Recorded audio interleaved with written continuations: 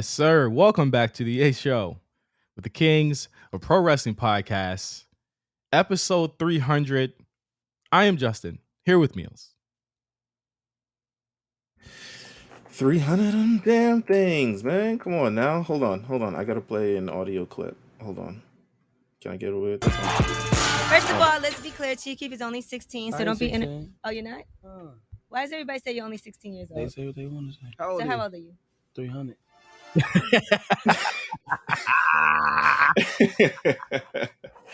gonna keep it a bug. I've been waiting to use that for a long ass time. Since. No offense, and I'm not gonna say. Shout out to Amp. He used it on his 300th episode, but I was like, nah, I gotta steal this. It never gets old. It never gets old, bro. So you know what? Shout out to us, man. 300 weeks in the can, man. Yes, sir. Listen, we say this all the time. Longest relationship we've ever been in. I don't want to stop saying that because it's not about the length of the relationship. It's about the influence and the power and the reach that we've done and what we've done and created. Not the power. It is the power. Like I woke up this morning ready to do this show. I have like some celebratory donuts. You're not here, so I'm just gonna. I have donuts too, so that's. I don't know, where'd you get your donuts from Paris Baguette here. Oh, all right, Hollywood. I got Dunkin'. Oh well, these are gourmet. Made fresh every single day. Cha-ching. But no, I woke up this morning thinking, do you think anyone will ever be honest or actually say out loud that our podcast actually influenced them to do podcasts, especially within like the wrestling sphere? I think so, but not really. Like, I feel like, to be completely candid with you, I've thought about our space in the wrestling space, and I think we're just kind of like on our own. Like, we're adjacent to things, but we're not really involved in things. So we're kind of just like on our own, existing in the space. Like, all of our accomplishments live within like our own community. And I love that we built our own community, right? Like, we're part of a bigger community, but the bigger community is like really like we do things this way and we kind of do things another way. I feel like the community is afraid to talk to us. I think they're like beside us. I think they don't.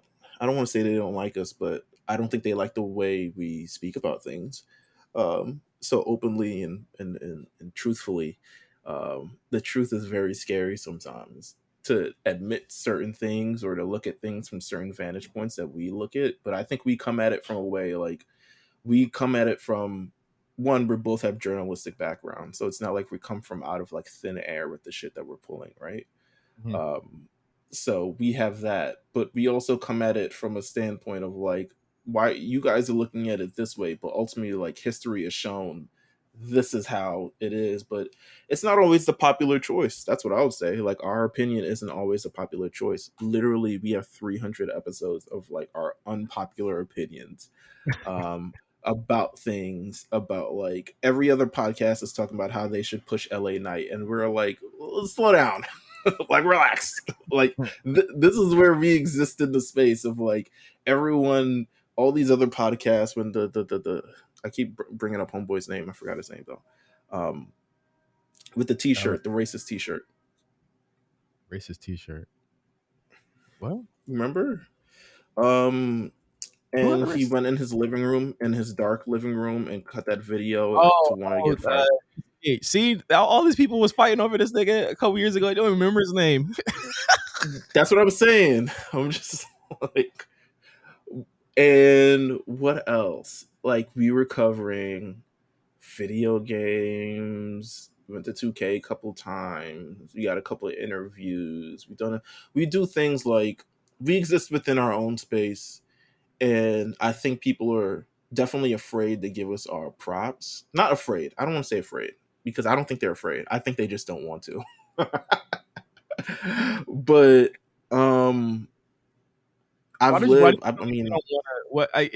this is turning into like a State of the Union address in a lot of ways, and it should be. Why not 300? Because I feel like we keeping it 300 for one, but also 300. I think you kind of racked your brain for a while, and I didn't want to say anything because I was just like, Meelz, just don't rack your brain about it. Let's just be real on the show for 300. You know what I'm saying? I was like, we've given a lot. You know what I'm saying, to the Well, community, to the world, right. and not that I'm saying that people don't deserve the extra special thing. We do extra special shit all the time. You know what I mean? Like we give people that all the time, and even within our own community and what we have like in our Discord, who like that's the bright, it brightens my day. You know what I'm saying? To see everybody interacting and becoming, big friends. So like, and again, I really got to shout out everybody in the Discord, and that's John, that's Novak, that's Dom, that's Tim, that's X, Stat Guy Greg, oh my God, Jalen, Oso, uh, All Ugly. three Robs, even all Well, three Robs. two of the Robs, and I love all three of them. You know what's crazy? Oh, also, you know what? I'll hit you up off screen about it, because someone who, a listener of our podcast who actually, I'm not even going to say it. I'm going to say it. Sinvidius. Sinvidius is now on the road to become a wrestler, and he would definitely like to talk about that experience that he's currently having. So I'm thinking about bringing him on the show at some point, um, because he is going through it, man. They are beating him the fuck up. exactly. Yeah, I've seen videos. Oh, and the thing about Sid also is he was like our first Hall of Fame patron. So like from Yeah, the beginning, he was there, and he really spoke to a lot of what we were trying to do, and he saw what we were trying to do, and he supported it. So shout out to you. If whenever you want to be on the show, bro, come on the show. You've been on the show like one time before, so it's time for you to at come back. least two.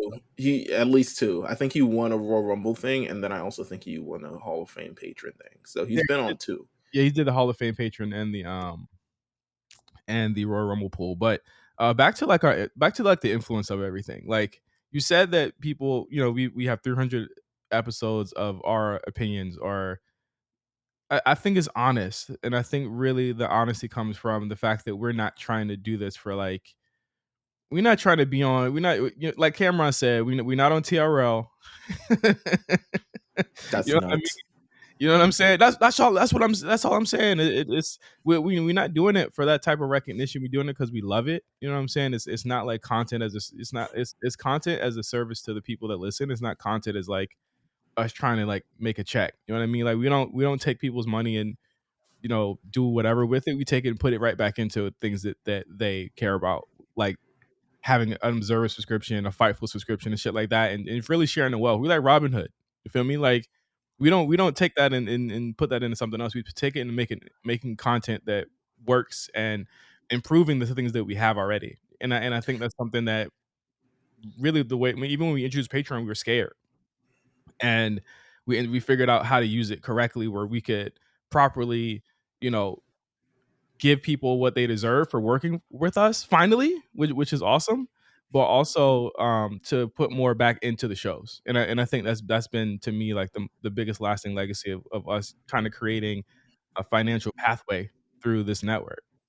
I think, well, in terms of just how kind of we exist within this space, I still think that we stand alone somewhere. I think I think when we do the things that, when we reach the levels and do the things that we can naturally do, because I think both of us we have more than our 10,000 hours doing this. Like since before this podcast started, our 10,000 hours were done. Um, I think then they'll give us our recognition, but it is what it is. I'm kind of like, I was wrecking my brain over like how we celebrate this thing, because it's like, how do we put into words? I wanted to give like, how do we put into words the experience that we have, and then also how do we? A lot of the questions I usually get is like, how do you guys do this thing, and like, how do you guys stay this, 300 weeks and all this other stuff like that. And I was like, how do I put it into content form? Because my brain is now thinking in content. And then I was racking my brain over it. And I hate doing that, because if I feel like I'm forcing something, I don't like to do it. So eventually I just gave up, and I was just like, okay, we're not doing this. We're going to leave it all on the episode. But it's been, I think, just overall kind of like, I'm trying to remember the point that you just ended off with. because I went off on a previous What we point. created and being proud of of all the Right. ways we've So, created in the past yes. 5 So years. the most important thing for me is like the community that we've built. That's the most important thing. I think that's the ultimate. We have people who generally support us. We have people, and then we support them because it's not like they're just like fans of ours. This is a legitimate community. These are people who are having kids and who are buying houses and who are graduating from school and who are doing all these other things. And we built our community where we celebrate them. Like imagine going in there and as many people who are celebrating your birthday on Twitter, there's the same amount of people celebrating in the Discord. Like it's just great to have. Like, this is something that I've wanted even since the two belts thing, and it was hard to like think of back then because I was such like a novice in like just creating that community. Like how do we get it together? And even like Discord, I hadn't even thought of Discord. We were using Slack back in Yeah. 2015 And for shit. that Slack got us caught up. And if you haven't heard the if you we haven't need to definitely do an untold like stories kind of like thing because there are still a lot of stories that haven't been out there. That Slack story, the fucking the wrestle rap story I of mean like how it all I'll tell true. the Slack story. I mean, I'll tell the Slack story today. Like I we don't can know.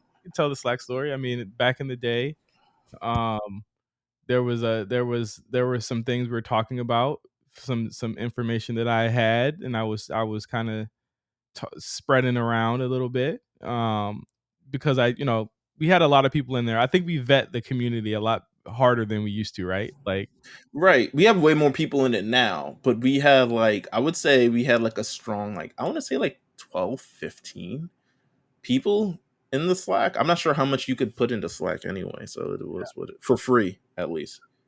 um so I was saying some things about certain wrestlers, or revealing some things, and I believe it was who hit me up. No, a person that I was dating at the time came out and said, somebody came up to me and said that you were telling all these things that I told you in the chat. And I was Which and is nuts. It got back there. yeah, right. And Like, how does it get around? I was like, who the hell told you this? You know what I'm saying? Like, that's kind of crazy because we all, in any type of group chat, it just stays there. You know what I'm saying? Regardless of what it is, it's just general etiquette. It's the principle of the whole thing. You know what I mean? Like, not that anything's bad or good, but it's just conversation you have with your homies, right? So, I had turned into a Inspector Gadget. Nigga. Like, I was Inspector J5, and we found the culprit. We booted him. I know people who were there for those days knows who we think it is, or who I know it is, or know it was. And we had to change the way that we did things, especially just with the information that we had back in the day. So like, like we have a really trustworthy bunch, I think. And it's really cool to have people there that we can talk to about stuff, and it Yeah, not get out. and people who are not necessarily like they're not spreading this information for like clout or cool points or anything like that. Like I would hope we don't, but I don't think there's anybody who's like, "Oh, I'm telling you this because I heard this and I want to be cool for this." I don't think there's anybody in there. Like we all legitimately enjoy the information that we share and the jokes that we have and the memes that we have and all this other stuff like that. So the community is ultimately the most important thing, and I would love to continue to build that community. Like, to be honest with you, I think there's a lot of cool people out there who listen to the podcast who may not have joined the Discord yet. I'd say it is a if you just want to meet legitimately, not even me, just converse every day randomly about stuff on the timeline. Not on the timeline, it's a safe space. Yeah. It's you might still get flamed in there, don't worry about it, but like ultimately it's a safe space in being out there on the timeline. I love watching NXT as a group. It's probably the highlight of NXT is watching NXT in the Discord. And And stuff. the low light of my life is going into the chat and seeing what y'all were saying when I watch it 3 hours later. Amazing, amazing. But Uh, nah, man. but Pretty that's, to me, the most important thing that I've gotten out of these 300 episodes. I think that I see so many. I think what I appreciate the most is that when people come up and say, you guys had a take that I was also thinking about, and I can't really listen to other shows because it just seems like they're just saying whatever. And I see that same thing. You know what I mean? I see that same thing from a lot of different shows where they just say whatever the fuck in order to get some engagement. And that's not really what we do. And I think that's why we get like the reception that we do. The reception But that then I also think there's also like takes that are just like very. I think they're. I don't know why someone's banging a pan outside. If it's not something, it's the other. I think there are takes that are very like, I don't want to say they are a result of a group think by the internet or Twitter telling you how to think. Mhm. Like, instead of you kind of thinking for yourselves. And I think that's what we like to challenge on this kind of like podcast is like use your brain. You use that meme of what's her name? Cleopatra. Like use your actual brain to try to like put this all together. And instead of like going with the community and being like, yo, like I think this is that, or just trying, I don't know, whatever. Our opinions are real and I think they're backed up in facts and stuff like that. Mhm. So I'm very, very proud of what we've done. 300 weeks in a row is no easy feat. It is not easy at all. At all, at all. But we make time every week and we do it. And we've done it in the most, we've said this a million times, we've done it in the most hilarious circumstances, in closets, and on lunches, outside with people. We got guests. I'm still trying to get more guests, by the way. I sent out an email yesterday. I'm not sure what we'll. If there's a guest next week, just know it worked. But I'm still trying to get. I would like to speak to more people. I think ultimately, that's what I kind of want to do for the rest of the year. I know Quan and Cyrus are talking about getting more guests on the show, but they do their show at 10 p.m. on a Wednesday. Whereas we're no better with the time that we do the show, to be honest with you. But we got flexibility. I'm not trying to say that our recording time is better, so don't think this about. No, it's not. But We're I able honestly don't think it's better at all, to be honest with you. I we're, think it's actually worse than their time. no, because we're able to kind of go earlier. I mean, when you interviewed Big E, it was like 7 o'clock in the morning for me. Like, Yeah, it was pretty early. I agree. But technically, like it's supposed to be like I've done this during work. I did this for years doing work.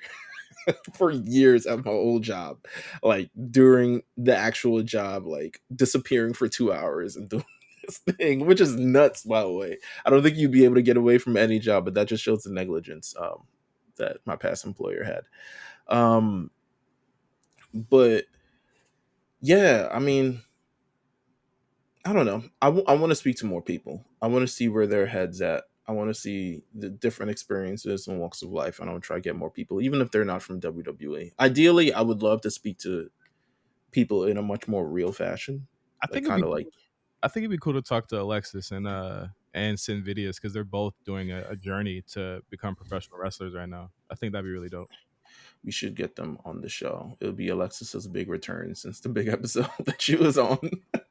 Hey, everyone, everyone talks about that Alexis episode. We won't have to talk about Alexa Bliss. One, because she's not on TV anymore, and two, Yeah, because it's just going to be about, you know what I mean, that journey she's taking. But I've looked at Alexis' journey, and I'm incredibly proud of what she's been able to accomplish and what she's still doing. And again, I just shows that there's a love of the game there because my black ass wouldn't be taking bumps. So like I want to talk to her all about that. I wanted to become. I was like, I thought about it. I legitimately thought about it, but I didn't think about it. I didn't proceed anything more than thinking about it at all. To be honest with you, I didn't look for a school. I didn't do anything. I was like, I'll just go to college. I legitimately was like, I'll just go to college. And I think if I did grow up in the era, if there's a version, a universe where I did learn how to wrestle and become a wrestler, one, I think I would be really good at it. To be honest with you, I'm gonna keep it a buck. I think I would be really good. Two, I can't imagine how that look. I feel like I'd be poor right now. I feel like I would be in Impact Wrestling right now. To be honest with you, Lights flickering in the warehouse, right? yeah, I feel like you know what, damn, that wasn't the time. If there's a best time to become a wrestler, it's now. You know what I'm Yeah. saying? There's two big companies. Shit, why not? Why Yeah, not at try? this point. Why are we mad this week? I want to know why we're mad this week. Ooh, okay. I am mad this week. Does it have to be about wrestling? No. I'm mad this week. What am I mad about? That's a good fucking question. What are you mad about? What am I mad about? I'm mad. I'm actually really mad that all of these rappers talk so much shit about Gunna and then all their tours got canceled. Y'all did that, and then y'all did that, and then that happened. I'm mad about that because y'all look dumb as hell. Like, you see the news about Lil Baby's tours getting canceled with no fucking no announcement, no explanation, and then Lil Durk only has 4 dates on his tour this year. That's nuts. He has I 4 mean, dates. yeah. They're all in like the same 400-mile radius. Well, God bless. You know, it is what it is. Meanwhile, Gunn is like top 5, top 10 in the Billboard. I think that comeback is just you know, really, really kind of heartening because it seems that people really just do care about the music. They don't care about the rest of the bullshit. You know what I'm saying? And this is like a harrowing example of that. I know it's like it's kind of a shitty story to even bring up, and especially shitty right now with just the way music is right now. You know what I'm saying? That, but it's like Gunna was able to kind of bring the essence back, and he's the only rapper right now, like one of the only rappers right now in the top 10. You know what I'm saying? Like that's a big move. I am mad about. Actually, I'm not mad about. I'm happy that all these actors have now joined the strike.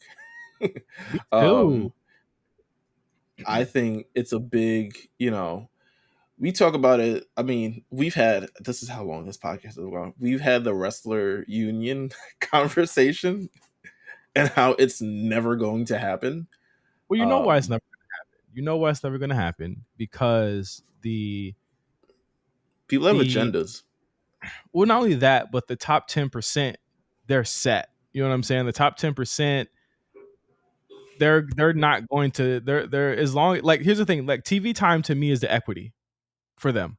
So it doesn't matter how much money you get. Is if you're on TV, look at how many people that got big contracts at AEW just for being on TV a couple times. You know what I'm saying? Like, Aleister Blackett had been doing vignettes for 6 months, right? Mills, like, and then when he got let go, he immediately signed to AEW, and he's getting millions of dollars just for being on TV. He was off TV for like Right. almost half a year.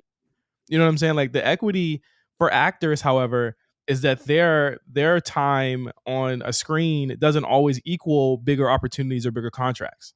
So the top Right. 10% in wrestling, they'll say, "Oh, well, this motherfucker's he had a match with me, or on a house show, or he had a match with me on a random Monday Night Raw." Like, what the fuck does he mean he deserves that shit? That's TV time. He got more TV time than this X, Y, and Z on that day, and that goes from the women, that goes to the men, the tag teams, the cruiserweights.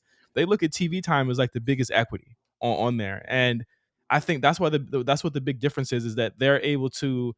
Let's say Drew McIntyre's not happy with his push, and everyone's saying he's going to AEW. He's going to use that to make leverage, so he can get on TV time. The first thing he does when he comes back is face Gunther. You feel me? Like, he was lost in the sauce before WrestleMania, and now he's got a program, and he's on TV every time he comes back. Right. Absolutely. And I I'm think that's why it's not going to work. I'm glad that they've gone on the strike. If we have to sacrifice a couple seasons of television for them to kind of like get what they actually deserve, um, I'm cool with that because yeah, streaming has got the game fucked up, yo. Like it really does. Like even to the standpoint of like, you know, it'll never happen in music. No, But musicians also have quite a bit of they have when it power. comes to yeah, and when it comes to streaming, they also need to wake their asses up and realize, well, I'm sure more than they realize, but it's just the other opportunities that come. I think the experiences of actors and the experience of actual rappers are completely different. So once you get it out the mud and actually get into money, it's really hard to say like, no, we want to turn this all down because we want to do this, and the third. It's really hard for all the people that you're supporting um, to be able to like put that on pause for a bigger cause. You know what I'm saying? Whereas But with actors music, are generally go ahead. with music, you got to remember a lot of these people have been plucked from, especially within hip hop. These are kids that are plucked from obscurity, um plucked from poverty. They're not reading these Yeah, that's what contracts. I was saying. Yeah. They don't know what these contracts mean. They probably don't even know what a union is. So like again, the top 10% in music, what is that right now? What does that look like right now? You got Taylor Swift. I'll put Olivia Rodrigo up there because even though she's a newer act. You got Drake. She probably ain't making no money. I mean, yeah, okay. Adele, Taylor, Drake. That would be like Beyonce. Beyonce, top 10% of actual active acts who are touring, doing all that stuff. Active acts right now. Top Right. and there's what is there another dude? It's probably Bad hip Bunny. Bad Bunny, yeah. Okay, Bad Bunny, Drake, Adele, Beyonce, Taylor Swift. That's your top 10%. Yep. Who leads that in a union? What musician do people look at? It would logically be like a Jay-Z type, right? Who would lead a union. Look at Jay-Z. He's not leading no fucking union. That's Mr. Capitalist. It is a capitalistic industry that benefits when you are at the top. And once you get that power and that proximity to people in power, you will not be making no union. There's no one to fight for these artists. And if someone did try and fight for the artists, you're not seeing anyone come down from their fucking diamond throne to help anybody out or throw somebody a bone. And that's for producers, writers, all of that stuff. And you're right, the industry and the music is extremely broken. It is extremely broken. But I just don't it know how is. I don't know how it's going to get fixed, because the thing is that the artists absolutely do have the power, but guess what? They've already signed away all their power to the labels. And to be honest with you, streaming, the big fight is ultimately because we have this new medium of streaming, but streaming also doesn't really make money at all. Like the concept of streaming itself is broken between music and between like actual television and stuff like that. The shit makes no money for years. I mean, we talked about it. What podcast did we talked about it on your Voice of the Voiceless podcast a number of years ago. So we talked about Tidal. I remember we had this conversation about Tidal, and we was like, let's see where it goes in 6 months. Because to be honest with you, even back then, Spotify was in the red all the time. Every year, it's still like not making money. As popular as Spotify is, as much albums as they are, as much things that they do, they aren't making the money to break even. And it's the same thing with kind of streaming in the streaming world. Like it's the studios aren't making enough money, so they got to get it from somewhere, but they also don't want to give more of it to people, actors and stuff like that. Like they want to kind of hold it on its own. So I feel like the medium of it needs to be kind of discussed and how it dispersed, but it's really hard to quantify it because it's not really like what is a stream? Like you can't really define a stream. You can define a purchase of something, but you can't really define a stream. That's why that 1,500 streams equals one album sale shit doesn't make any sense, because it's an arbitrary number that someone made up. So it's like, how do you define all of this? And you're defining what money is. So it's basically also the fact that money is fake. You know what I'm saying? Like money is fake. We all knew money is fake, but nothing more fake than actually trying to quantify a musical stream. That is fake. And it's very, very, I don't know. It's going to be scary when this union stuff. Why do you think there can't be a union in wrestling or music? In wrestling or music? Ooh, you cut off. Yeah, I'm just trying to think of who would lead that shit right now. In wrestling or music? Because you cut off. Your audio cut off. Oh, wow, my bad. In music, I'm sorry. Oh, yeah. I don't know. It's crazy. It would probably end up having to be a Jay-Z thing because he has the most kind of like influence in that arena. By the way, I went to the Book of Hove exhibit, Brooklyn Public Library. It's an amazing exhibit. A true monument to like where hip hop can actually be. Like this man is truly in a league of his own. But yeah, it would have to be him. But I'm sure Jay-Z would be like, ultimately, what am I getting out of this? Like, what's the end goal? Like, why are we doing this? He's going to look at it like, why are we doing this? But realistically, it's like, why am I doing this? Why am I here? Right. Like, again, he's going to say, just like he did with that school in Brooklyn, bro. He's going to say, hey, y'all, look, That fucking bullshit ass school he made. Remember that shit? Yeah, the programs that he made to teach cryptocurrency, and I was like, bro, we don't need cryptocurrency. Everyone is poor, like real life poor, not like, not you know, cryptocurrency poor. Like we don't need information on that. And then look at how that kind of like, I wouldn't say the bottom fell out of it, but It did. NFTs. Where's that? Where's that? We can finally say it. We can finally say it. NFT shit's over with. That shit's dead. I think WWE found that out as well. You know what I'm saying? Like they realized, oh shit, they're not gonna buy this fucking John Cena bullshit ass shirt. They never released that shirt regularly either, which is bullshit. I feel like you can't. I feel like it would be. It'll be an admission of failure. Yeah, and then also just like I don't know what they had it wrapped up with, but it's probably like this is an exclusive shirt that can be only released with some collaboration with some NFT company or something along those lines. But I don't know. WWE, they own a lot of their own stuff. So I don't know. It is what it is. Wow. How did we get here from our podcast? Oh, I don't know. I wanted we just wanted to talk. I almost sent you an episode of Real World and said let's talk about it. Let's do the mad Real World. That would be awesome. That was our first failed adventure. Well, it wasn't failed. It's just we never did it again.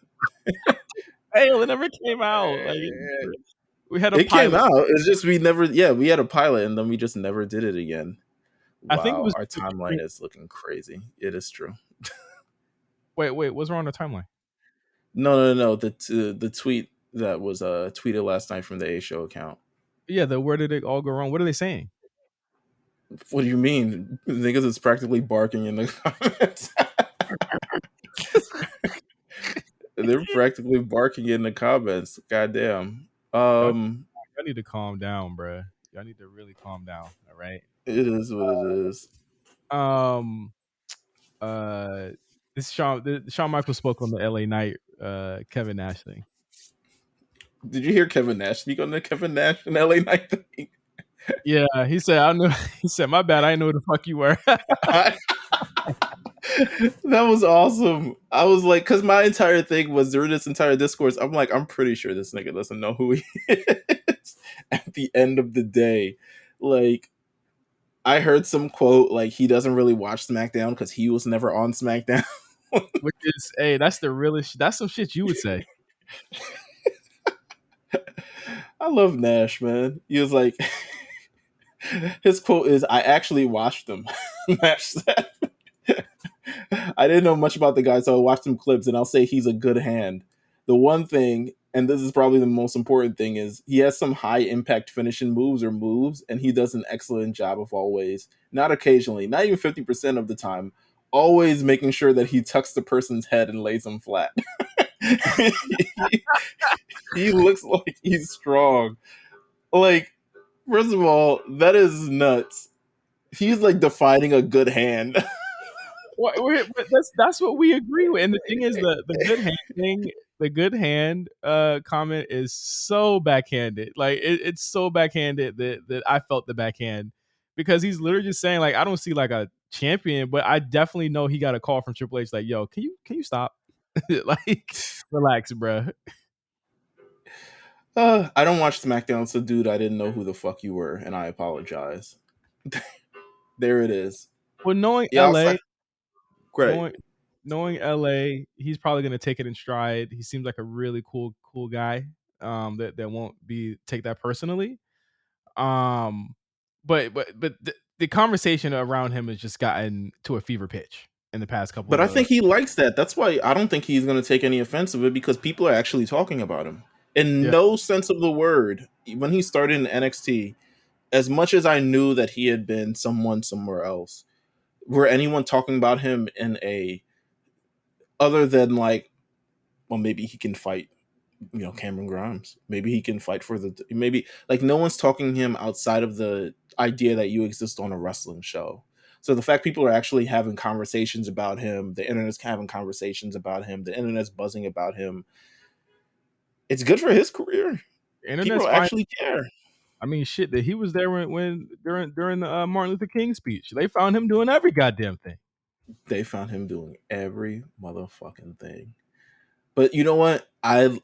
It's kind of like it's like seeing someone who's clearly grinded no matter what. Um Despite like it's not even just like wrestling grind. You know how like they either grind in wrestling by doing like $5 an hour shows or like just quit it entirely.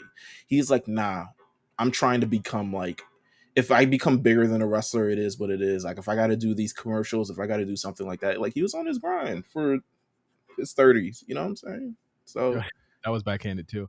that was also backhanded. It sure was. That was crazy. But again, like I don't dislike LA Knight, and again, I want to say this like really clearly. Like I think he's a great talent. I don't see like world heavyweight champion, but that's okay. You know what I'm saying? Like that could happen down the line, but I just don't in the lineup that as it stands right now, I don't see it. But it's up to WWE to make sure that he's either a star that lasts for over 6 months or fizzles out in 3. You know what I mean? Like it's up to them. I feel like with the current landscape of how WWE is now, you can be a star without being a champion because they have so many stars now. We were talking about this on the podcast hundreds of episodes ago, which we can say now.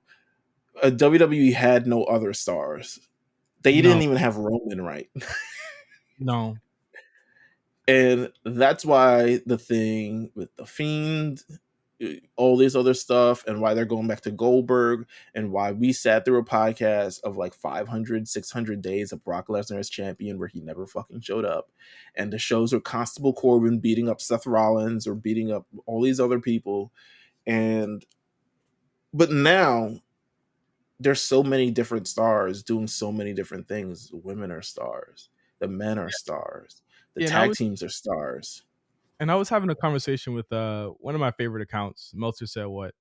Me and I love the guy, girl, whoever it is. I've never seen the person before. So I was having a conversation with them and we were talking. I was saying like I was watching Raw last night. I was like, I've never seen this many people on that show that are over in 3 hours. That every single hour of Raw meals had somebody that was over as fuck on it. And I haven't seen that in at least 10 years. Maybe more, honestly. Well, 10 years you could still say Cena was on the show. So like, yeah, maybe then. Maybe like 2008, 2007. Yeah, Yeah, I would say that kind of era. yeah, Cena, Cena, Batista. Jericho, Shawn Michaels, Undertaker, Batista, all these other things. Like during that era, I guess we're leaning out of the ruthless aggression into the PG era. Yeah, and everyone's over, and now you have like 2021 we said, wow, they're hot.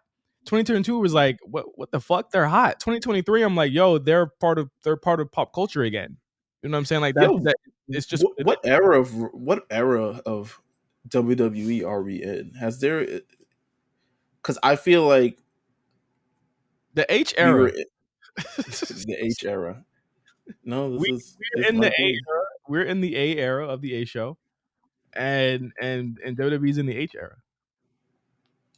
Because this is a pretty big this is we're talking post pandemic, but then we're also talking about post Vince for the first time. So this is a monumental era of wrestling where it's like to me this is going to stand up alongside the Attitude Era because WWE is just moving in a way that's like completely different. And they have so many stars and they're making so many money and they're selling out so many towns and they're doing all these other things. Like TV is up. TV has never been up for WWE in years. Up. And maybe decades, to be honest with you. No, it's gotta be decades. Like I've watched this since I was a child. I have not seen it this hot ever. And I think what's really crazy about it is that it's not just Roman and Cody, and who else? Roman, Cody, Sammy, Jay. It's everyone else. It's Liv. It's Raquel who got a pop last night. It's Rhea Ripley, Becky Lynch, Bianca Belair, Asuka. They have a wealth of riches, and they've gone all in with all of them. Like the merch, even like Judgment Day merch be flying, bruh. I was like, even the Judgment Day is popular. I can't believe it. Like these Yeah, motherfuckers were that's kind of nuts. these motherfuckers were aimless last year. They're one of the hottest acts in the company. Finn Balor is Finn one of was the wearing a Jimbo Jones hat from The Simpsons and beating up niggas and getting beat up. like Palm Angels. Finn Balor is one of the most like hot heels in the company. Can you fucking believe this? Like they're hot as We like gonna talk about that. We gonna talk about that promo on Raw. That promo on Raw is special. it's time to stop. I gotta be real, bro. It's time to stop. Because I wasn't saying on the show because I was like I don't want niggas to come for me. They're hot, bro. They're the hottest company out, yo, and everyone's over. Yo, it's nuts to me. I don't think anyone, well, I don't know if anyone could have foresaw this, but I feel like the amount of talents who jumped ship, not got fired, people got fired. People can get fired again. It's just gonna happen. The amount of talent who jumped ship, and I'm like, if you had just stayed, if you had just tried it out, you know what I'm saying? The idea of like these people who had never really made it to the main roster. I'm mostly talking about fucking Undisputed Era, because all three of them ran.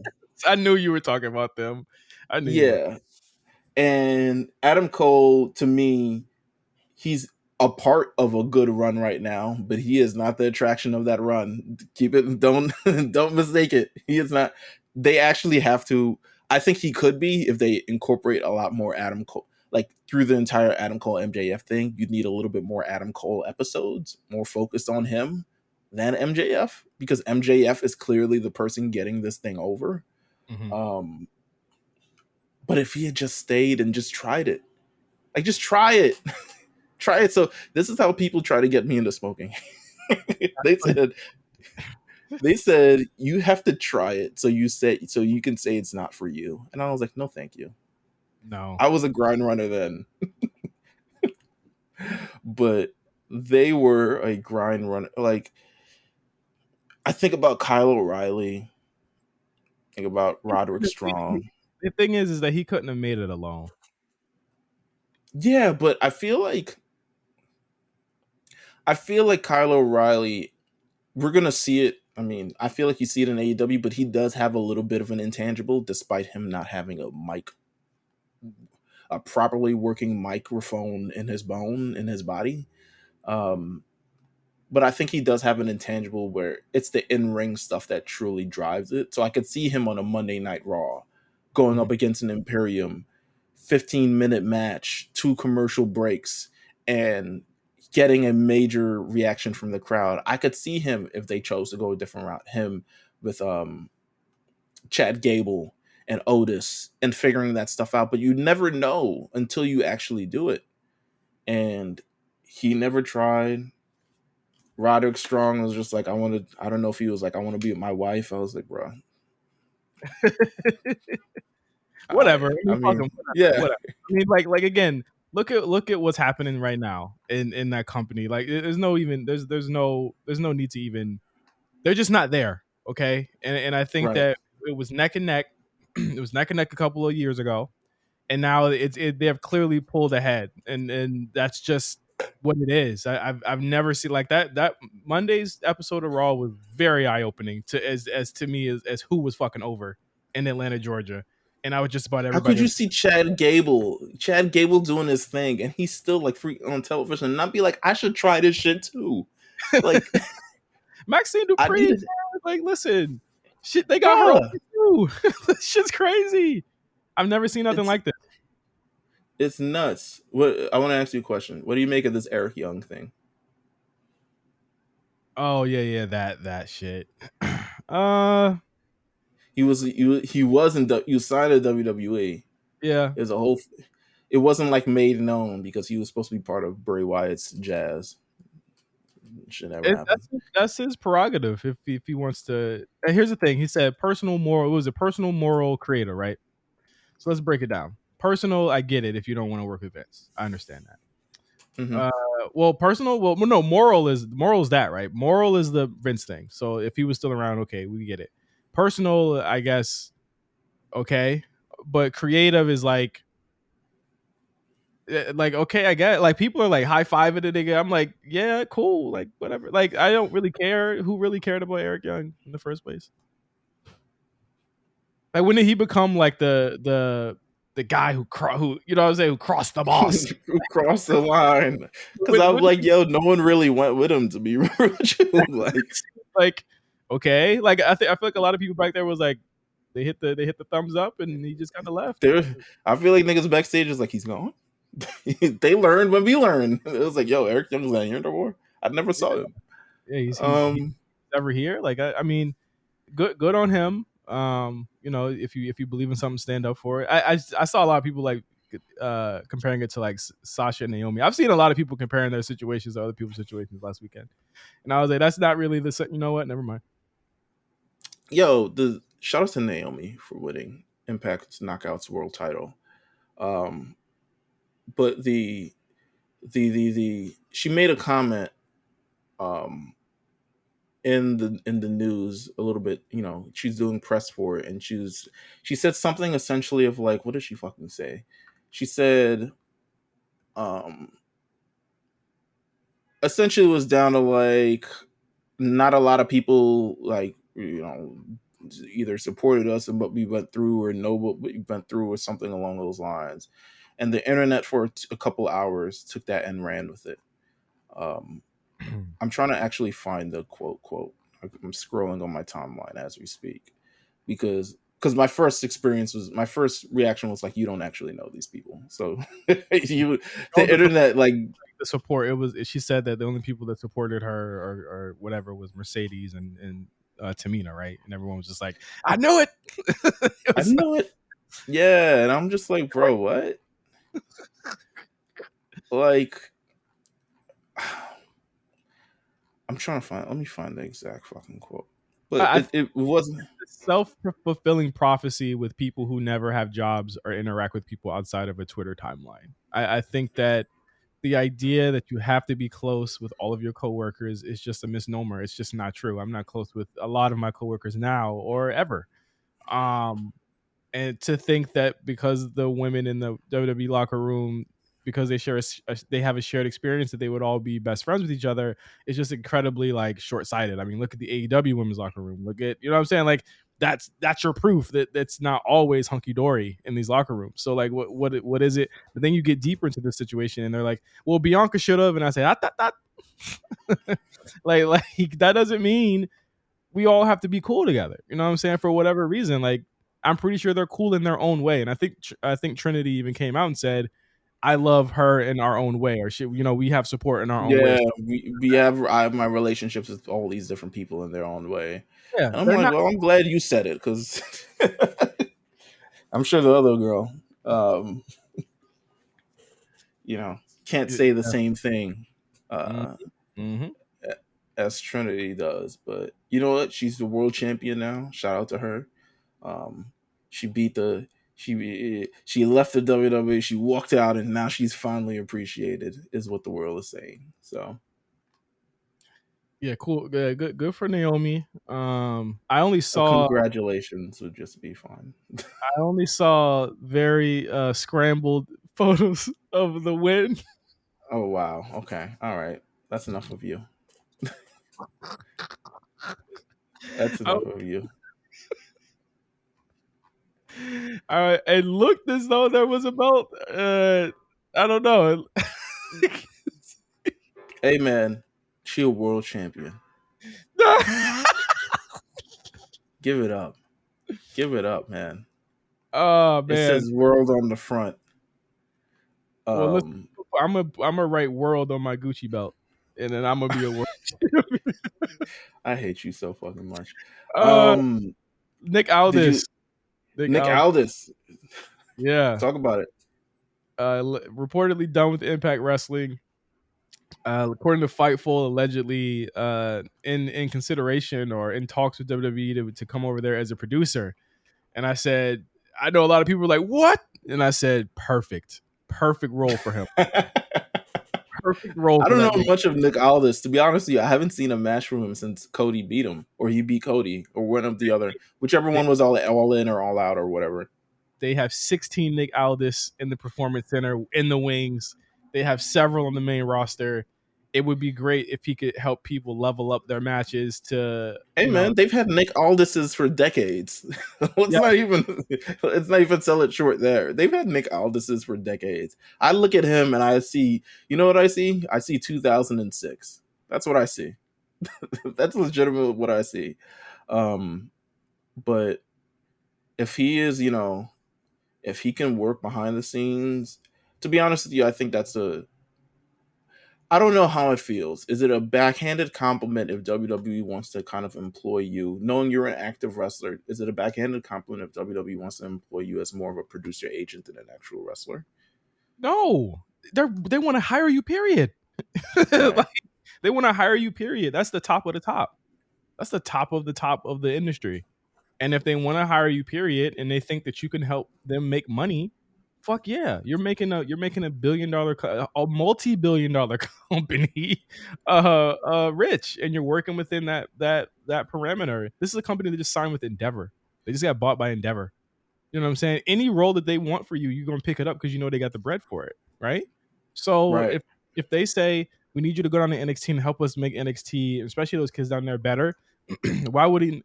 As a wrestler, it's all about passing it down. He's done everything he needed to do. What does a WWF or WWE championship mean for him if he knows he's not gonna break through the walls from a Cody or a Roman Reigns or whatever? It's just not gonna happen. There's so many people at that top. We just said it just now. There's so many people that are over and that could be in line for a world title in the next 4 or 5 years. Think how this isn't gonna hopscotch and fucking leapfrog those people. So if they say, "Yo, we need you as a producer," we really need some help with the Creed brothers, or Cody says he wants you to help him with this match with Brock Lesnar coming up. Can you come help out with that? Hell yeah, you should, because that's your stamp. You're the one who said you could do that, or you can be It's the like one that said you did that. Oni Lorcan or a Who I Sarah forgot, Amato. I forgot he was somebody mentioned that a couple of days ago. Ironically, he's a trainer down there right now in NXT. Yeah. Which explains the Wesley matches. It explains the fucking Ilya Braun Breaker match from a week ago that I was like, holy fucking shit, we haven't seen anything like this on NXT TV in years. Like I think that you just have to. I would, if I was in his position, I would take that role. But on the other end, it's like, where else could he go? I feel like AEW, you're immediately in the crosshairs for Rampage or the 9 o'clock slot Collision. on Collision, where you'll get to have a match. You don't want him on Not Collision. not my show. No. Not on your. What the fuck does that mean? I like Collision. So a nice hearty bunch of hardworking people on this show. You need to go outside. That's what you need to do on Saturday. You don't need to be fucking watching no Collision, nigga. I'm going to see Barbie next weekend, so I won't see Collision. Good. But I mean, listen. So you didn't watch. I'm assuming you didn't watch a second of Collision. No, I'm not stupid. I was out. 58-minute tag team match. What are your kind of thoughts on it? It's being regarded as the best tag team match on American television of all time. Whatever. I thought it was good. I thought it went a little bit long, but I thought it was good. I thought that they had the crowd. It was very much so a Bret Hart tribute. I'll never see. And then they're doing. Then a washed up CM Punk at the end. How about that? Yeah, CM Punk is kind of washed. Like that's the worst part about it. Like he has not. I don't know if he's washed. I don't know if he doesn't have his legs under him as of yet. But it's not clicking. It's not hitting. It's not doing what it's supposed to do right now. Oop. Something fell in my thing. What the hell was that? I accidentally put a plastic thing in my fan. Hold on. I need to take off the fan. You about to harm yourself. No. This is why we can't have video. Because it's literally a piece of plastic that just went into the fan that's cooling my Mac Mini. Listen, man. I want to talk about the ratings behind this. The ratings behind which show? Collision. I should save this for after. I'm literally trying to take the plastic out now. I will take it out after we record. Collision and Battle of the Belts, 579,000 with a very small drop. Collision actually retained for Battle of the Belts. It actually retained 524. I will say this in terms of Collision versus Dynamite. This is what I'm saying it right now. I feel like Collision on a week-to-week basis has a lot more consistency and uniformity. Maybe because there's only fucking 8 people on the show. You don't even like long ass matches. That's the funny thing to me about this whole Collision thing. You complain. I don't like long matches for the sake of long matches, and I didn't like the long match. I didn't like how long it was. Don't get me wrong. I was like, this is good, but it's going very, very long. But what I'm saying is there's a level of consistency where you're going to go through the show every week and you're going to see things kind of like either followed up or the certain people having their matches. And I say that's only because there's 10 people on that roster for that show. And then they kind of like circulate which women are going to be on the show. It'll either be Ruby or it'll be Willow or it'll be someone else. But whereas on Dynamite, they throwing anybody on that fucking show, bro. Nick Wayne out there doing flip floppy things, you know what I'm saying, for the love of the sport, but knowing well that he's not going to get the kind of thing they have in Adam Cole and MJF against Big Bill and the dude who would not make it past a WWE performance test.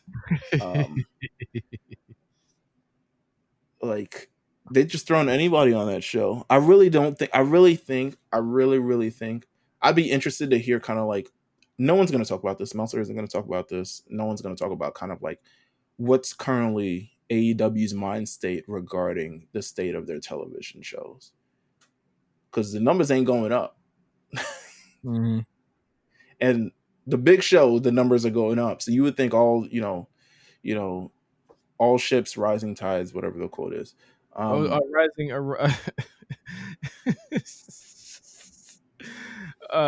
rising tide lifts all boats, basically. Yeah, so there we go.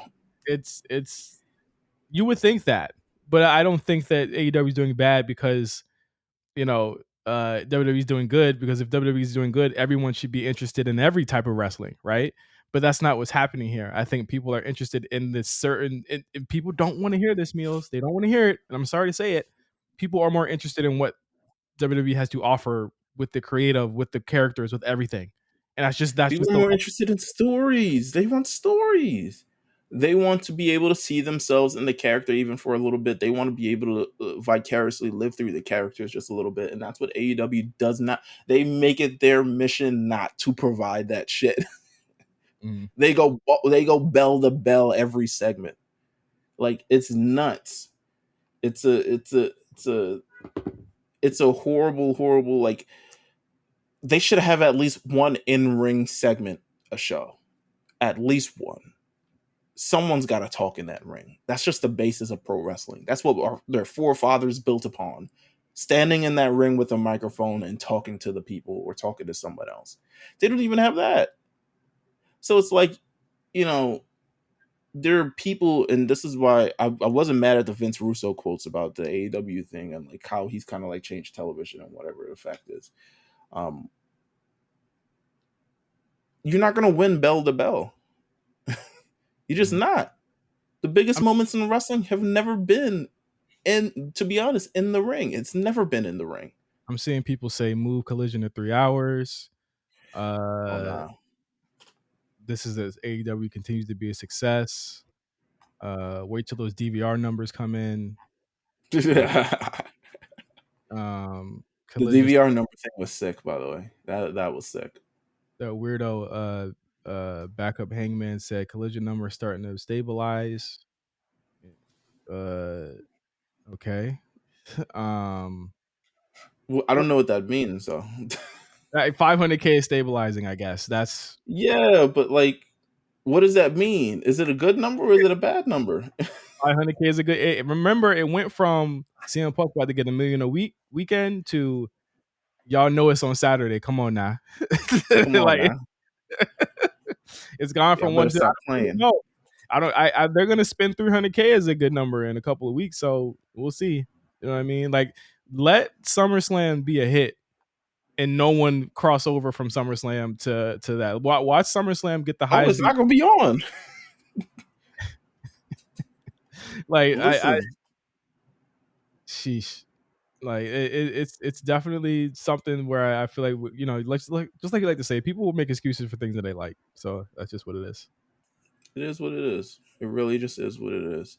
Um, Um, you want to talk SmackDown? We're like literally calling it in the ring, baby. uh, let me ask you a question. This is it could be a controversial question because you was Hey, at Collision. who was that Collision? David Benoit. What are your kind of thoughts on like how I guess received he's had in-ring aspirations. It doesn't look as going to happen. Kind of like, do you feel like, because I look at it from one standpoint, it was like he's a victim of the sins of his father essentially, Mm-hmm. and then he also looks exactly like him, which doesn't make it fucking even better. The funniest thing that you said was, if David Benoit touched me, I'd scream.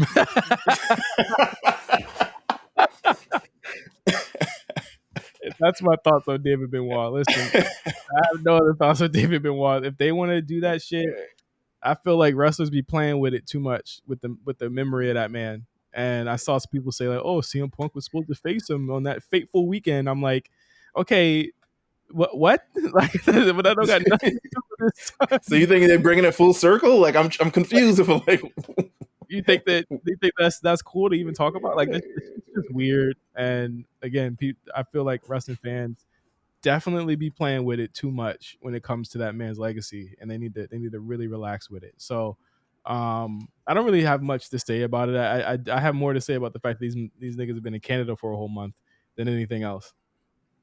imagine having to go back home and then fly back to Canada for the last 6 weeks. That's so ass. Or after it's over, fly back to Canada, fly back to fucking Kansas or Florida more often than not, because that's where a lot Right. of, I think that flight's easy for Punk because he lives in Chicago, but for everybody else that sucks. Well, I don't know where FTR living, but I'm sure it's whatever. They probably over at Punk's house. They live in Punk's guest room, both of them on a Punk bed. Lame man. I think they live in North Carolina though, because they're really close to Yeah, it. yeah, they do. They do. SmackDown? Yeah, good show. Thought it was a cool show. I thought it was What better than the show I went to, which is a damn shame. North Carolina was hot. That's WWE country over there. They were hot. PNC Arena Listen, was on fire. they love wrestling, baby. Come on. Wrestling state. The Flares. That's all we know. Brawl, Um, Brawling Brutes, Pretty Deadly had another one of them ones. Really quick match. what do you think about, so Elton Prince Kit Wilson, yeah. separated shoulder? Was it Mhm. Kit Wilson or Elton Prince? I think it was Kit. Elton's the dark haired one. Okay. I don't, then this report is wrong. You're um right. It's probably right. It's probably right. I'm probably wrong. I'm probably wrong. okay. Don't Elton listen. Prince. Discord. I'm wrong. Don't even say it. Don't even say it. I know I'm wrong. There you go. Okay. They talking about Rich Holland and that this nigga not need to not be in a ring anymore. And even to the point where Rich Holland had to step online to pretty much say, like, before y'all wall out, just want y'all to know. Mm. Blah blah blah blah. And I'm like, damn. I know mentally he going through it ever since the Big E thing. Because look how fast I saw the tweets immediately. I saw the tweets before I saw the show, Meelz. So like immediately there were people already saying, "What's going on with this guy?" Like showing all of the people who got injured around him. They showed the Gargano thing, they showed the Big E thing, and then they showed the Pretty Deadly thing, which is not where the injury happened. And then you look at his replies. There are people saying he was a liar. People saying he's lying. It's terrible. Again, it's a freak accident, and anything less than Big E, who actually did come out and defend Ridge, and or Kit, who probably will come out and say, "Hey, it wasn't Ridge who did it. It was this." Da da da da. it's still gonna follow him, and I think it's really fucked up. I think it's Oh, fucked you know what I was mad about? This is what I wanted to say I was mad about. Now that we bringing up fucking harmful moves. Kenny Omega, up. Oh yeah, fuck you. That's all I got to say about that. No, fuck you, buddy. Because people care about your well-being, people care about your health, people like I think we've moved on as a society, as generally society. Society has moved on from where we were as bloodthirsty maniacs for at least hundreds of years, up to at least Jerry Springer airing 20 years ago. I yeah. think we've moved on as a society. We've grown as a society. We're more understanding as a society. We know a lot more about the wrestling business and we know a lot more about things than we do. Don't give me no fucking Mike Tyson story about like don't tell Mike Tyson how to fight and blah blah blah and da da da da. You're not Mike Tyson, first of all. You're not Jokic, bro. You feel me? Yeah, Like, you get you're dropped. not the most dangerous man on the planet, bro. Exactly. You get dropped on your head, my nigga. Like, what are you saying? Yeah, like we cringe and we're telling you as fans that we don't need to see wrestlers wrestle to a point where they're harming themselves for our entertainment. We just want to see everyone be able to get up, walk again, and be able to have another amazing match. And this man says, don't fucking talk to me about how to wrestle. You're not qualified. I was like, you know what? I don't know what to tell you. You get paralyzed, I'm gonna bring this quote right back up, bro. Like, because there are just things, and God forbid, still at the end of the day, because I still don't want anything bad to happen to him. But I feel like just that notion that people are concerned and he feels like it's like people are throwing it against the match. My thing was never against the match. My thing was like, yo, that looked like it hurt for a guy who I saw was put together by duct tape and silly and fucking paper clips just a couple months prior and had to return to the ring early because y'all show was tanking. Mm-hmm. You know what I'm saying? And had to show up looking like he was completely wrapped up. Looked like whatever Damian Priest had on this week. But for him to say that, I was like, bro, you know what? Y'all got it. Do whatever you want. Sammy Guevara, jump off a ladder through 2 tables. Matt Hardy, crack your head open like a coconut. Whatever. Do whatever you guys want. Even And now they got the band moves things, which Tony Khan is like, it's technically like band moves, but it's like it's not really banned. I really wonder with these band move thing, which one of these rabid, bloodthirsty fans are going to turn on the show, and where are they going to go after that? Back to GCW? Are they going to go back to watching that, where they do all that stuff? I think that it's definitely good that AEW is kind of restricting certain things because way too many people do the same moves in that company every single day. But my real question is like, who is the person enforcing all of these things if we know that Tony Khan is such a pushover and all the producers are such a pushover? And from what we see, largely a lot of these wrestlers produce their own matches. So is there a fine if you break the rule? It's just it was just announced, right? And nothing else came from it, which is part of the course for the company. But um, I think it's a good idea. Do I think it will affect the way that the matches are in the company? Absolutely not. I think they will still be the same. So. It is what it is. But yes, SmackDown. Rich Holland, lay off him. You know what I'm saying? A bunch of stuff happens in the ring. It just is what it is. But again, the internet needs to lay off of him. That shit can be. I don't like to use the word traumatic in a non-traumatic sense, but it can be traumatic for him. And this, and it can affect his mental thing going into being an in-ring wrestler. Like that's the Exactly. kind of stuff you need therapy for. That's the kind of stuff he doesn't need to be having in his head when he has to protect somebody. Right. I agree. Shotzi. Anyway, Shotsisha. New character for Shotzi. Bailey defeats Zelina in a match, and Shotzi says, "You think I'm scared of you, nigga?" She didn't say nigga. She said, "You think I'm scared of you? I ain't scared of you." Shaves her head. New character coming. We haven't seen her with the shaved head yet. And also shout out to Shotzi for getting engaged over the week, by the way.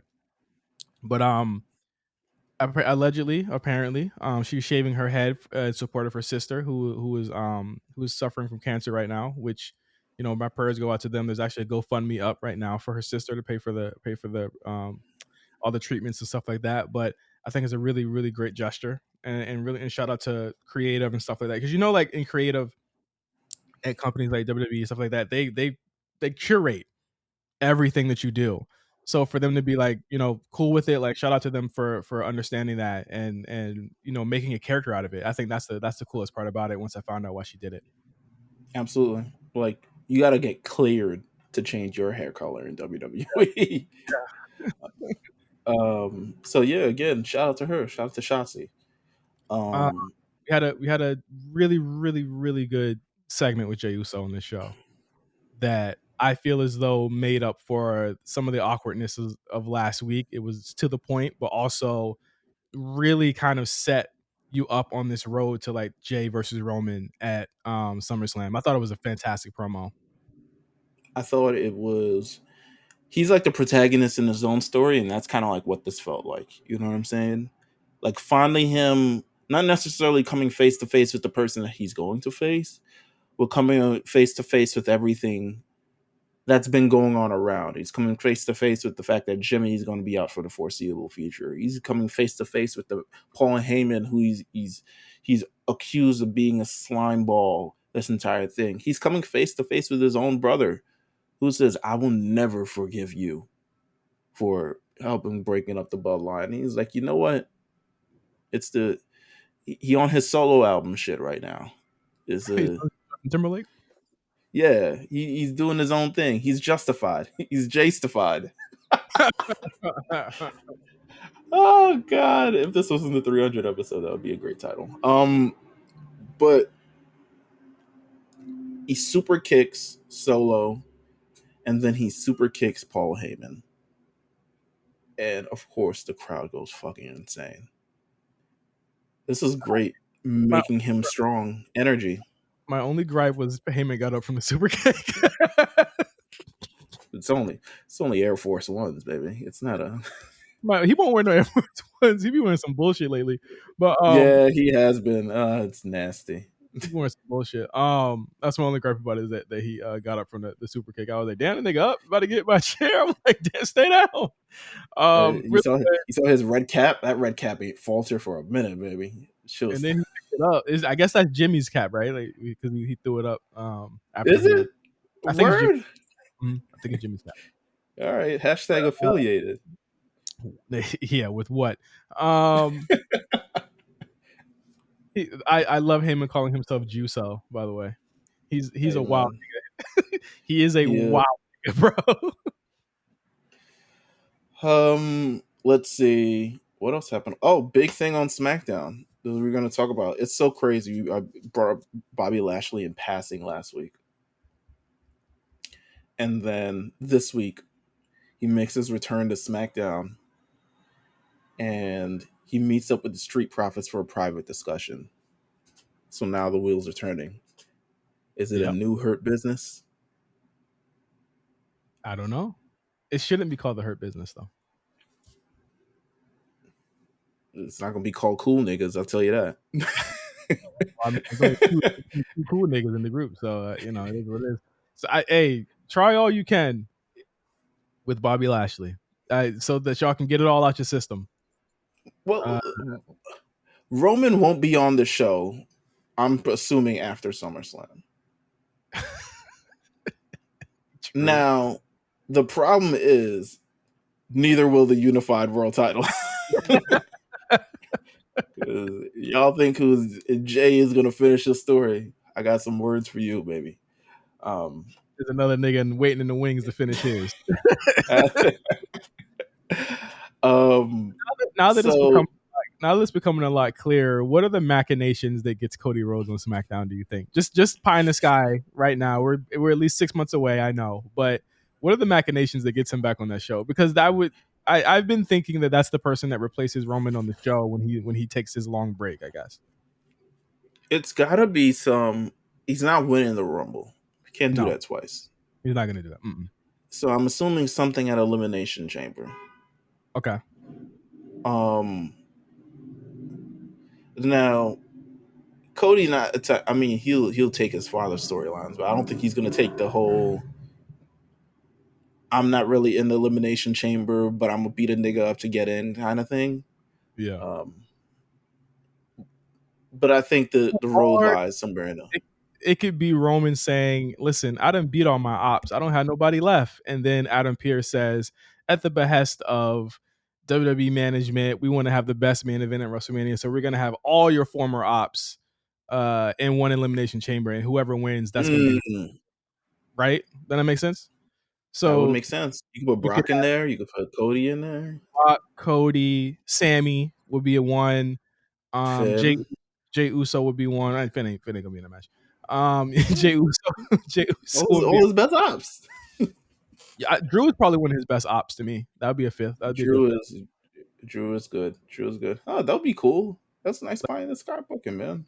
Good for Yeah, that. like Chamber, all of his best ops, Cody being in one of them, Cody winning the match, and then going on to face Roman and saying, "Hey, I finally did it." But that would be a cool way for him to face Brock one more time too at the end, because you think it's gonna be Brock, because that's the setup, right? Meelz, where it's like, oh, it's gonna be Brock again, right? But it's Brock and Cody, and then that's how they fuck you over. So absolutely.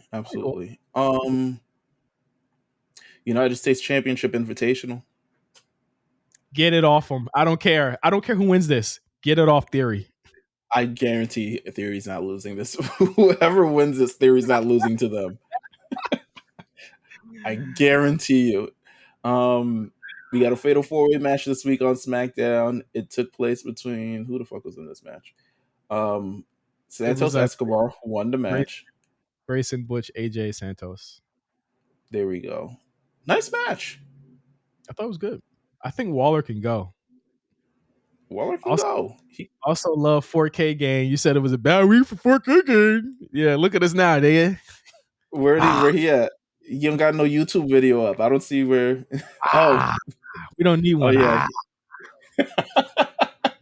I was trying to figure out. I was like, I forgot. I was like, what are you talking about? This thing was on the show, and then he completely was. The world sees us, bro. 4K game. All right. 4K 300. There's another fatal 4-way match coming up this week. It is Rey Mysterio versus LA Knight versus Sheamus. Sheamus and Cameron Grimes. So I would imagine that Cameron, I would hope, sets up his program in this match with whoever the fuck comes out of it. It'd be cool for Rey to win, and it'd be Santos versus Rey. That would be cool. But yeah, nah, they got LA Knight was the only nigga to come out. And get the crowd in a frenzy. This man, he was spin. I'm not even mad. The energy. I feel like at sometimes it's gonna be a point where the energy is too much, where he slips up, because it's like, oh shit, this shit is real. But he hasn't. He hasn't as of yet. So shout out to him. Main event of SmackDown, however. Hold on, I just saw Saraya tells Inside the Ropes that she thought it was unfair that WWE's medical team closed the book on checking on her neck. Let me find a book, nigga. Because I'm going to close that shit too. I ain't got no books in my room. This is how I'm living. Here we go. 2 pieces of manga. Hold on. Here we go. Saraya, it's a wrap, baby. You don't even wrestle that much on the shows, no? Come on. Like, man. Relax. I mean, I get what she's saying, because she's like, she wants that Edge, Daniel Bryan kind of thing. But baby, your neck was all fucked up. And Oscar, to be fair with you, she has the right. If she wants to go somewhere else and wrestle, bring that. Go ahead, dude. You're doing your thing. Why are you so worried about us? You know. Medical team said, "Not on my watch." Not on my watch, baby. Absolutely not. Oscar versus Bianca Belair, World Women's Heavyweight Championship. Not a long match. When I saw how much time was left, I said, "Yeah, it's the schmoz." Schmoz. they've been doing something really cool here with Asuka being the cowardly champion, which I think that she kind of hinted at, or they kind of did a little bit with her in NXT, and they're doing it kind of like on a bigger stage here, on the roster. I think Triple H really wanted her to do that towards the end of her run in NXT before Vince pulled her from the show, and she's getting a chance to do it now, and I think it's actually made her character a Well, lot. she got injured, and then gave up the title. Oh yeah, she did. She did get injured because she didn't actually debut on main roster for like a couple of weeks. Yeah, she didn't really debut until I think I want to say December. So that is funny. She never gets injured either, like, or she gets injured very rarely. And I can only think of like that she's ever had on the main roster. But you see Charlotte come out, Io Sky and Bayley come out. They tease the cash in again. Charlotte hops the barricade, accidentally spears Belair, who had a cartoonish cell on the outside. I really love that huge fucking cell, amazing.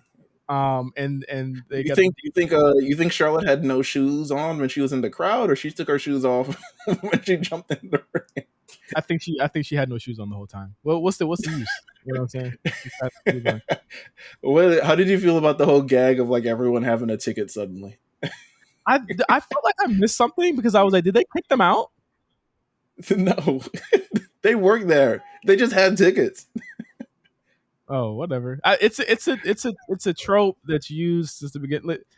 I've seen a couple people be like really like annoyed with it, and I'm like, there's like so many other things on these shows that should annoy you other than the ticket gag. Like, I would have liked it if they actually did get ejected from the arena, but then that wouldn't have made sense either because it's just like, oh, I'm just gonna buy a ticket. It's a sold out show, by the way, so like it wouldn't have made any sense. But I think that's also cool because they could have tagged WrestleTix and said I got it from a listing that WrestleTix put up. So. that would have been been cool. So it looks like a triple threat, right? Yeah. Well, Io went for the cash in again. Referee's playing dumb. It's like, yo, you want to cash in for this belt? Asuka gets up out of nowhere, pops up like the Undertaker, and spits in Bayley's face. They didn't get all the spittle, by the way, because there was literally none on Bayley's face. But I feel like she said none at all. I feel like she said not too much in my face, not too much. Yeah, please. Yeah. I got an eye thing going on. Don't wild out on me. Yeah, I'm not trying to do all of that. Monday Night Raw. I thought it was just I thought this was one of the best Raws of the year to me. It's still pretty good. We're in Cody country for this Raw. You know, they're not only hot for Cody, they're hot for everyone on this card. Gunther and Matt Riddle brought out their A game. That's the match they should have had in Money in the Bank. I know it was only 8 minutes here as well, but this is the match they should have had. The chops were ringing. You could have heard them chops all the way at the fucking Mercedes-Benz Stadium, bro. Like them chops were loud, partner. It's a really good match. I enjoyed it. Riddle still eating shit. I don't know when the shit eating will end, but congrats to him. We got a baby on the way. You know what I mean? Congrats to I forgot about that. Congrats to him. And pin me, pay me, bro. If I got a baby on the way. Pin me, pay me. Gunther formally challenges Drew McIntyre to meet him face to face next week on Raw, and we'll see the outcome of that. Too. He was like, "Yo, fuck y'all niggas." He said y'all got pitiful lives. I said, "Yo, Gunther, you good? Chill out, relax." Okay. Liv Morgan and Raquel Rodriguez, they get jumped by Rhea Ripley. Rhea Ripley hits. They get jumped. She got what do they say? She caught them slipping, both of them. I love that they did that segment and then had her come out immediately wearing something different. Hey man, fuck it. Oh, it's Judgment Day shows. You do whatever you want. You do what you want. You popping. It's Judgment Day. You know, the Judgment Day segment is where I said these motherfuckers are hot. They're hotter than hot. Like because they all had their own segment, and then they had separate segments for all of them. And not only that, Dom is gonna be in NXT tonight. This is true. He's getting better. I'm not gonna lie. He's getting way better. I think he's getting better. the nervousness I felt like he had and the apprehension that he had when he first started, I feel like is almost all but gone. And I think that he's even pulling off some of the simple moves a lot better now. I think he just needs Can I? to go ahead. No. Go on. Finish up. I think he just needs to stay away from all the high flying stuff, in my opinion. I think his white boots are hard. I For was the like, I Philly, really like. Yeah, I was just like, yo, I really like these boots, man. It's amazing. All right. he's, Either he's way, probably he's probably one of the best dressed acts in the WWE right now. I'm not gonna lie. He's bringing that. That's the thing about it is that they got really good young energy in that locker room right now. Like some of the like Rhea, Dom, Raquel, Liv. You know what I mean? Like there's some really good young acts. I mean, obviously the top of the card is still kind of like your kind of older cats, but like they've got some really good young energy on the card. And there's I people agree. that look like them. They look like the kids that go to the shows. You know what I'm saying? Like they dress. Absolutely. So I thought it was really cool. Women's tag team championship. What are you hollering for? What are you hollering? What's that hollering for? I'm so tired of Sonya Deville. Chelsea Green, I'm okay with, okay? But I knew this was happening once I said they've booked them way too strong in the past couple of weeks to be losing this match. Once I saw Rhea kick that big in the foot, I was just like, oh, it's over. She's down. Whatever. They Hey, won the man. time. Can we move on? They they on a run of a century. The greatest 3-week run in history. They started from the bottom 3 weeks ago, bro. I'm glad you enjoy this. I think Sonya Deville has never won anything, despite being a very good heel opponent for a lot of people. She was a heel opponent for Naomi. Charlotte had a tussle with her back in the day. She fought against Liv. She's gone against everybody. She's been the person holding it down when they needed someone to actually be booed. So for her to get the women's championship, both of them coming from Tough Enough, the curse Tough Enough, you know what I'm saying? I say curse because Hulk Hogan was on it. So coming from that Tough Enough and being able to do what they do, shout out to them. More power to them. Both shows for them. Raquel Rhea or Liv Rhea? Which one do you prefer for SummerSlam? It's probably going to be Raquel. Do you think they save Raquel Rhea for like Fast Lane or something like that? I think eventually you get to a point where it's a triple threat between the three women, though, to be honest with you. I feel like Because Liv has history with Rhea. Also. Yeah, that's what I'm saying. I'm like, bro, if I want to do the biggest thing possible for the big show, the SummerSlam show, I do Rhea versus Liv because Liv has a little bit of crossover energy type of vibe. Mm-hmm. And then you swing back around, maybe Raquel returns for post, SummerSlam to go against her at Fastlane type of deal. So that could work too. I think all options are on the table here, and I think you can't go wrong with either. I think Liv will give Rhea a really great match, and I think Liv, or I'm sorry, Rhea and Raquel is something that like you build for something huge. I think that could be honestly that could be a main event. You know what I mean? Like that's just how much of a attraction Rhea Ripley wrestling is right now. Is that anything that she does, it needs to be a main event or it needs to be at the in a really important part in the card. So. I agree. Cody Rhodes comes out. Crowd is 12 out of 10. Whoa, here they're going work. Yeah, the woe scale was broken this week for sure. They went crazy for him. Big Cody promo here. He's on his politician shit. The Cody campaign comes home. Hey man, the Cody when he talks about his mom was like, "Why you got to talk about me? I don't want to be in none of this." Yeah, what's going on here? That's what I've been like. He started crying. I said, all right. He's starting to hit the Cody cry. Hey, man. He was like, yo, check out my documentary on Peacock in 2 weeks.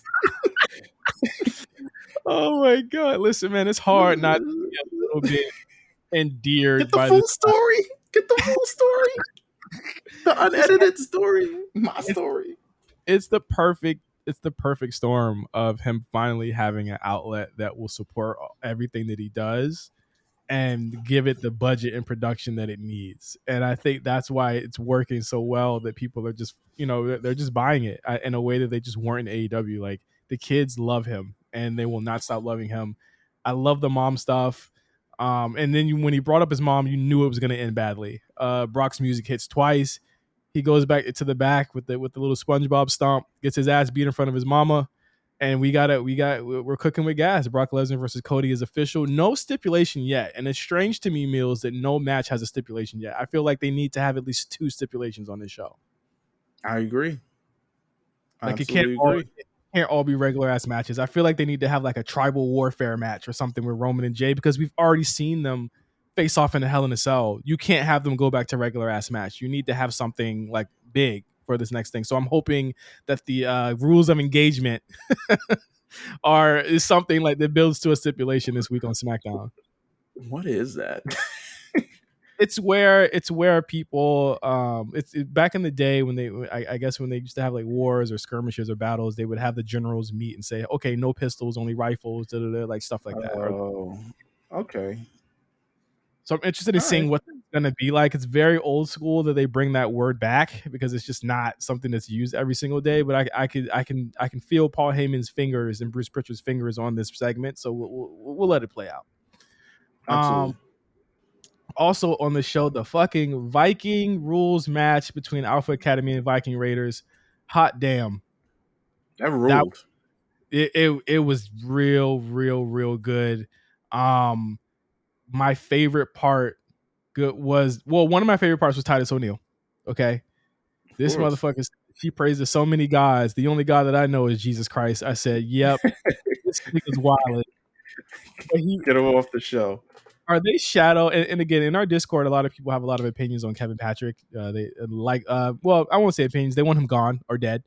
But one or the other. Do you think that they're testing a 3-man move with KP, Corey, and Titus right now? Why was he there? Nah, I don't know. I feel like, I don't know. It could be one of those things where they're testing it and they ain't tell nobody, but they are. It's like, no, you're just gonna throw them out there and no one's the wiser. But damn, like, yeah, I don't know. I don't think I would want Titus. I don't know if I would want Titus every week, but then I also listen to Titus. So I'm like, we kind of need that energy, because I listen to Booker T every week on NXT, and that man is a maniac. And I love. You ever been to jail, Vic? No, that was the craziest shit, bruh.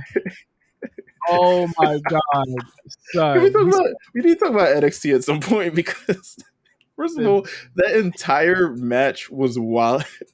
We got him live from the penitentiary calling in. Who plugged that through?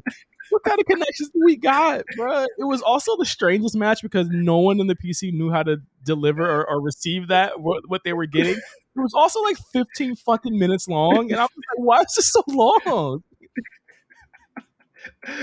Oh my god. Oh my god. NXT is a great show. That's all I'll say. Maxine Dupree gets her jacket back in the middle of the match, and she does the thank you and gets put through a fucking table, and that popped the shit out of me, because I think that this is a performer that is willing to do what it takes in order to get better, and I think it's a go get 'em type mentality that I see in her that I feel like I haven't seen really in a really long time, to be honest. I agree. We talked about it for a bit last week. She's constantly delivering every week. And Vikings win. I thought the right team won here also. I thought that it was the best way to go. There's no real reason for the Academy to win here. She got her jacket back. And the Vikings need to be heated up. I think that this is definitely a team that should be in contention for the tag titles very soon against Sammy and KO, who, as of right now, Meelz, have no challengers for the titles. As of right now, yeah. I would say so. They've been kicking many of an ass. So you know what? Shout out to them.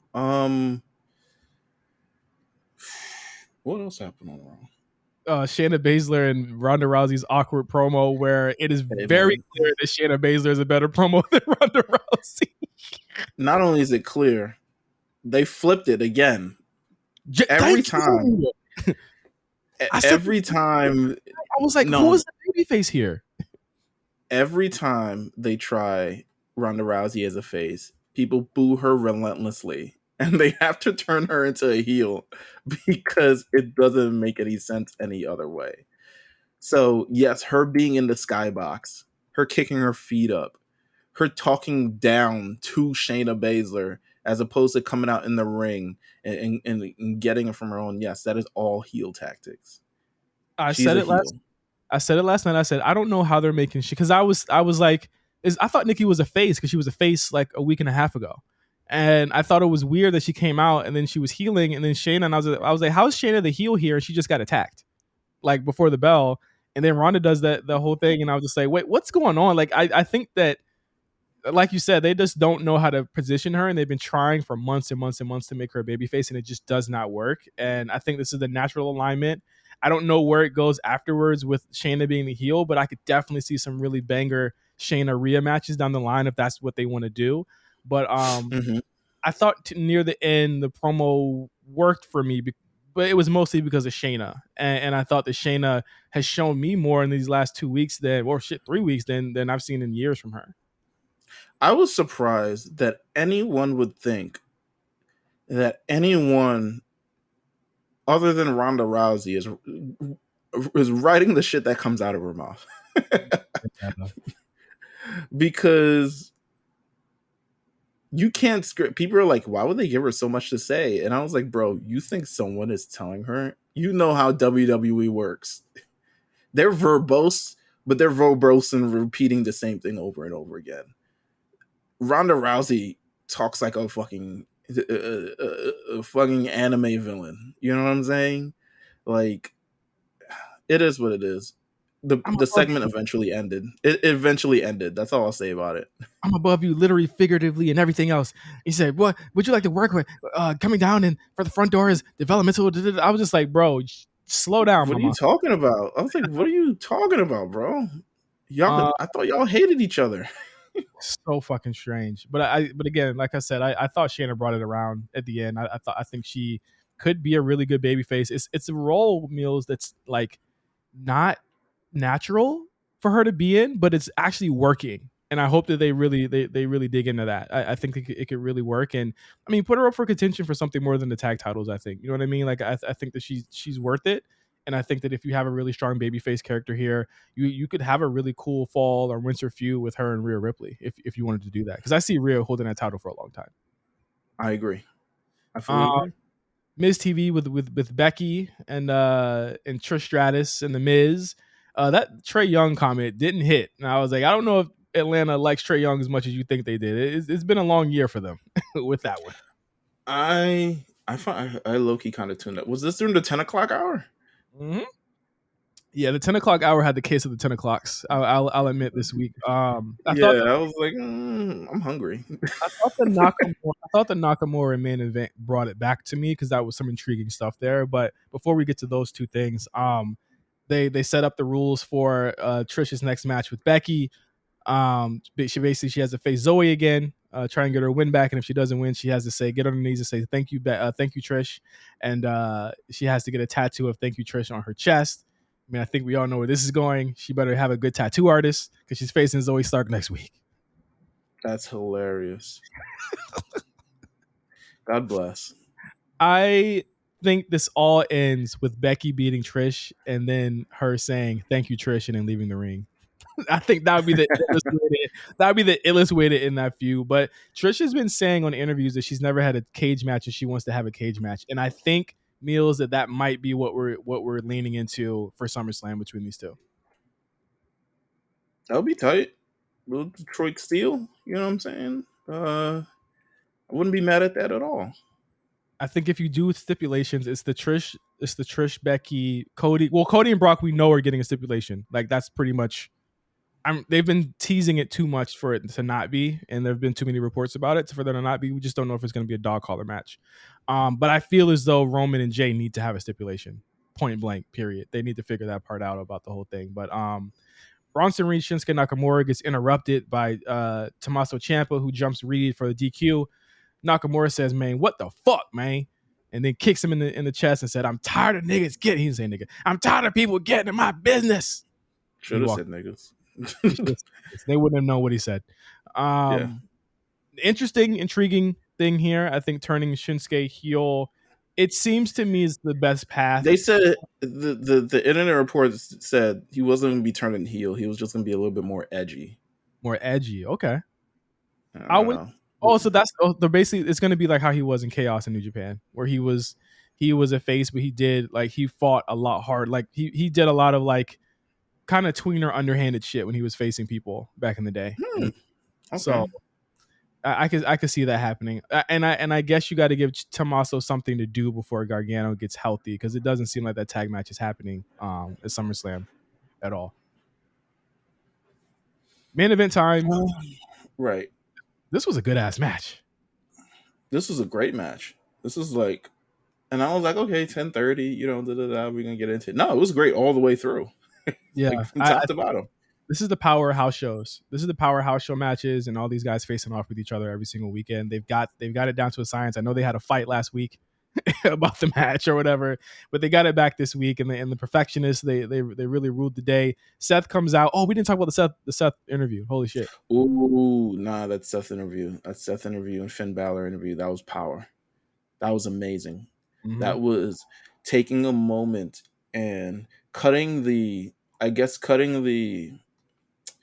There's something with Seth where it's like, I felt like not that he wasn't taking it seriously, but I think it's Seth seeing how much this actually mean to Finn really for the first time. Right. Like up close and personal. And Finn really staying 10 toes down on his redemption story, because Seth has had his story, but Finn has had to take, ever since that night at SummerSlam, he's had to take the long way around to get back to this moment. Mm-hmm. He's had to go back to NXT and find himself again.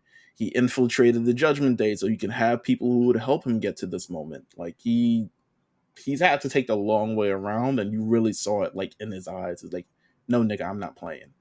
And realistically, and I'm saying this now before we even get predictions out the way. The way that I feel, I wouldn't be mad. I wouldn't be mad. I know where you're going. You know where I was going. I think here's my thing. I don't think that Seth needs a long run with that title, right? But I also think it might be Finn's time. And I think that it creates more intrigue with the Judgment Day if he does win that title for at least a couple of months. You know what I mean? I agree. I think that you kind of have to have a Judgment Day takes over Monday Night Raw type angle in order for a Judgment Day to still look imposing. And Seth can get it back before Survivor Series if that's the case. But you also have the intrigue with Damian Priest, and there's no path for him, Meelz, for him to get the title from Roman. So Finn is the only person he's going to be able to cash in on.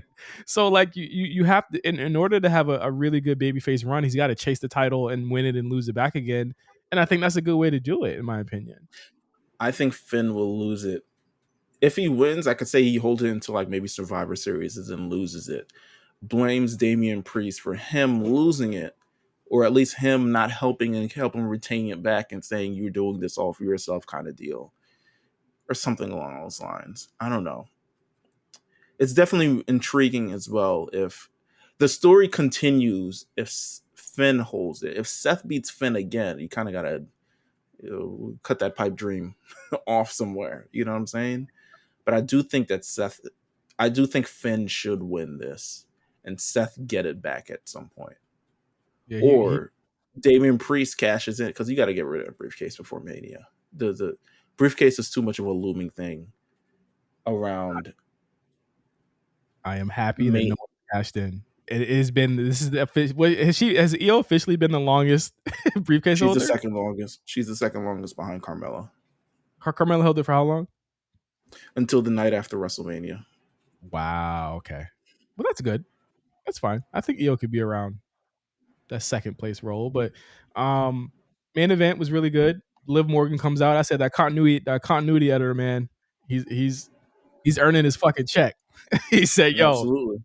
yo, Liv got to come out. But that I thought that was a really cool segment there. Really good stuff. There was a Sami Zayn does a super Hurricane Rana. Rhea Ripley loses her fucking shit, but eventually she gets hit up by Liv Morgan. Helluva kicked the Dominic to retain. About a 15-minute match.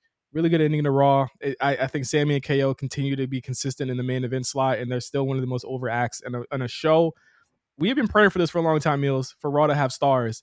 I'm telling you, from hour to hour, there was somebody that was over in every single segment on this Raw, and this was a hot show from start to finish, and I really enjoyed it. I thoroughly enjoyed it as well.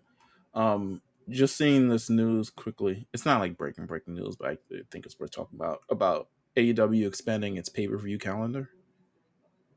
Okay. It says Tony Khan finally commented about it. He says, should I do my Tony Khan voice? Do it. I think it's evolving. I believe no wrestling company that has ever expanded its pay-per-view calendar due to demand and economics has ever regretted that decision. In general, there have been factors that have helped wrestling companies rise and fall over the years, but I do think expanding our pay-per-view calendar has become something that has been seen as a revenue positive and overall positive for companies. Certainly, when there was competition in the past, more pay-per-views was the standard.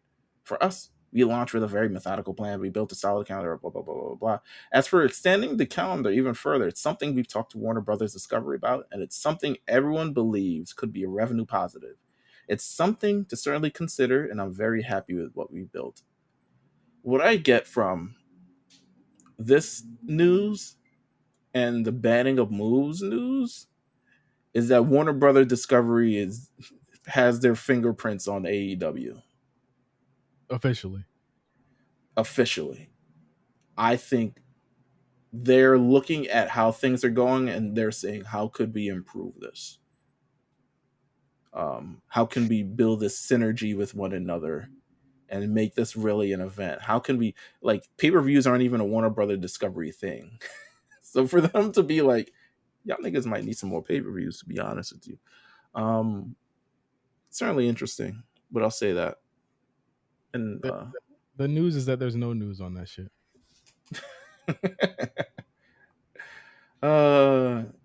Shout out to, well, you know what? Whatever. Great Raw. Great couple weeks. Great 300th episode. Yeah, really good. That. We talked about a lot of shit. But thank you. I don't even know what the title's going to be this week. Just AEW. A Show 300. All right. Or you could put Jeystified. Okay, I'll put Jeystified. Thank you guys for listening, and thank you guys for supporting the A Show for over 300 episodes. If you just came on in the past 100, past 50, past 20, past 10, thank you also for listening. And make sure you go check out some of our earlier shows because we got some classics on there. Make sure you follow us at the A Show RNC, where people have been dropping their favorite moments from us without context for the last couple of hours, and I've been weak at them, but I think the top rope thing is going to be Meelz' lasting impact on this show when it's all said and done. But that's a damn shame. But hey. But thank you all for listening. Make sure you check out the War Report with Cyrus and Quan later this week. And yeah, we'll be back next week with the latest and greatest in pro wrestling as the SummerSlam card starts to fill out. And yeah, we start to get into the hottest point of the summer in terms of pro wrestling and everything that they're doing. So for Meelz, I am Justin. Thank you guys for listening. We'll see you next week on the A Show.